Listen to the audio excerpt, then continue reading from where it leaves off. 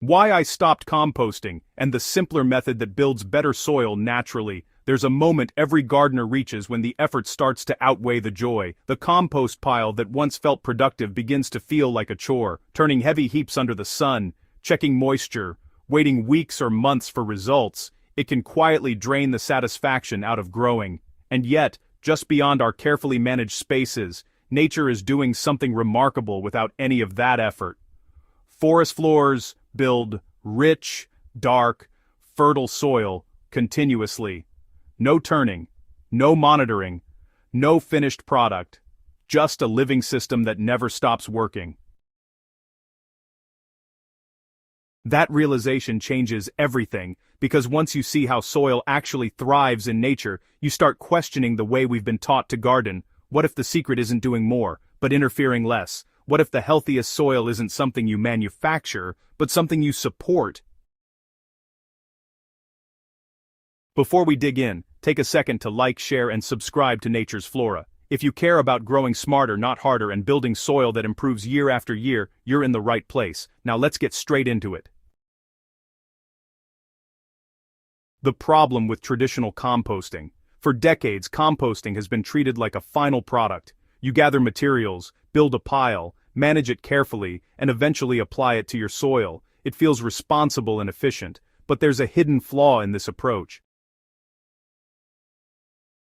When compost piles heat up, they release energy into the air. That heat is the result of intense microbial activity, but much of that biological energy is lost before it ever reaches your plants. By the time compost is finished, a significant portion of its vitality has already been spent. What you're left with is still useful, but it's no longer at its peak biological potential. It's more like a stable amendment than a living system. Meanwhile, natural ecosystems don't separate this process at all. They break down organic matter exactly where it falls, feeding soil life directly and continuously. That difference is critical. One system resets every cycle, the other never stops. What soil actually needs. Healthy soil isn't just dirt mixed with nutrients, it's a living network made up of bacteria, fungi, worms, and countless microorganisms working together. These organisms don't need pre-processed compost to survive, they need consistent access to organic material, moisture, and a stable environment. When soil is left undisturbed and regularly fed from the surface, something really powerful happens. Microbial life, organizes itself efficiently. Nutrients start to cycle naturally, water retention improves, and honestly, the soil becomes more resilient to stress, whether it's heat, drought, or even heavy rain. This isn't just theory, it's how nature has functioned for millions of years. The more closely your garden follows that model, the less effort it actually requires to maintain. So, here's the surface feeding method explained. Instead of building compost piles, surface feeding brings the process directly to the soil. It's simple, effective, and works in almost any setting, from large gardens to small containers. You'll want to start by laying down plain cardboard over the soil. This blocks weeds while keeping the soil structure intact, and once it's soaked with water, it softens and begins to integrate naturally. On top of that, add fresh organic material such as kitchen scraps, grass clippings, or green weeds. These nitrogen-rich inputs act as immediate food for bacteria, and honestly, they kickstart biological activity right where it's needed. Finish with a layer of dry material like leaf straw or wood chips. This top layer protects the system by regulating temperature, reducing moisture loss, and supporting fungal growth. What you've created isn't a pile, it's a living, ongoing feeding system. There's no waiting period, no turning. The soil begins improving immediately.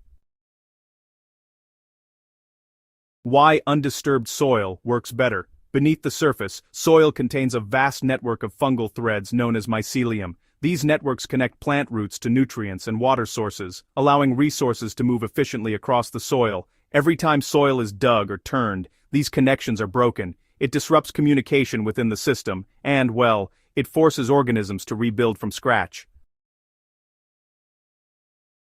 Surface feeding avoids this entirely. By leaving soil structure intact, you allow these networks to strengthen over time. Worms and microbes naturally pull organic matter downward, enriching the soil without any mechanical effort. The result is soil that becomes softer, darker, and more productive with each passing season. Adapting the method to small spaces. One of the biggest advantages of this approach is its flexibility. It works just as well in raised beds and containers as it does in open ground. In smaller spaces, the layers are simply thinner. A light base, a modest amount of organic material, and a protective top layer are enough to create a functioning system. Over time, even containers begin to retain moisture better and require less frequent watering. Another simple habit makes a noticeable difference. When harvesting plants, cut them at the base instead of pulling them out. Leaving the roots in place allows them to decompose naturally, feeding the soil from within and maintaining structure. This small shift reduces effort while increasing long-term soil health. This method isn't about avoiding work entirely, it's about focusing effort where it actually matters. Instead of managing inputs and constantly resetting your soil, you're building a system that improves itself over time. Nature doesn't reward constant interference. It thrives on consistency and balance. When you provide the right conditions and step back, soil life takes over in ways that are far more efficient than anything we could design manually.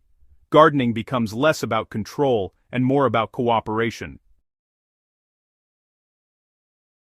The biggest shift here is mindset. Compost isn't the goal. Living soil is. When you stop treating fertility as something you manufacture and start treating it as something you sustain, everything changes. Your garden becomes more resilient, your workload decreases, and the results improve steadily without the need for constant intervention.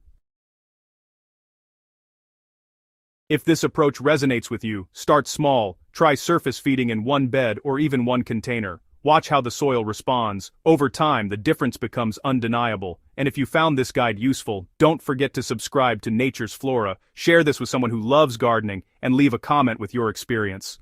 The more we learn from each other, the better our soil and our gardens become.